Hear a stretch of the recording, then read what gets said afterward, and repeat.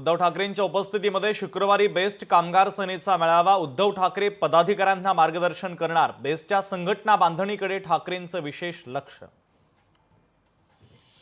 मंत्री कोकाटेंचा rummy खेळतानाचा video प्रकरणी कोर्टाचे रोहित पवारांच्या चौकशीचे आदेश। व्हिडिओ संदर्भात सखोल तपास करण्याचे पोलिसांना आदेश।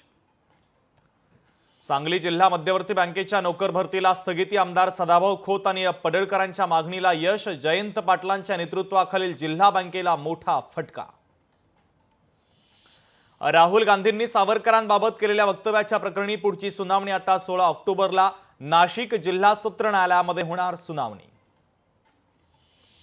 मुंबईतील नागरिकांसाठी आनंदाची बातमी। पालिकेकडून म्हाडाच्या धर्तीवर परवडणारी घरं उपलब्ध। दिवाळीनंतर प्रथमच लॉटरीद्वारे घरांची विक्री।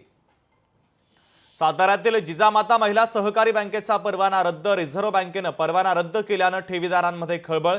थकीत रक्कम परत करावी ठेवीदारांची मागणी।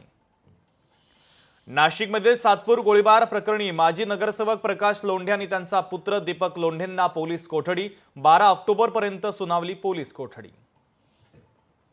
कंत्राटदाराचा ज्योतिषाला 74 लाखांचा गंडा। पंतप्रधान कार्यालयाशी संबंध असल्याचं सांगत गंडा। कंत्राटदार रवी नरोत्तम शर्मा पोलिसांच्या ताब्यात।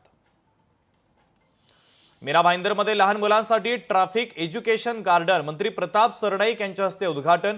मुलांना वाहतुकीचे नियम समजण्यासाठी अनोखा आणि कौतुकास्पद उपक्रम। क्रिकेटपटू रिंकू सिंगला धमकी। डी कंपनीने ईमेल करून मागितली 5 कोटी रुपयांची खंडणी। तर मुंबई पोलिसांनी दिली डी कंपनीच्या धमकीची माहिती।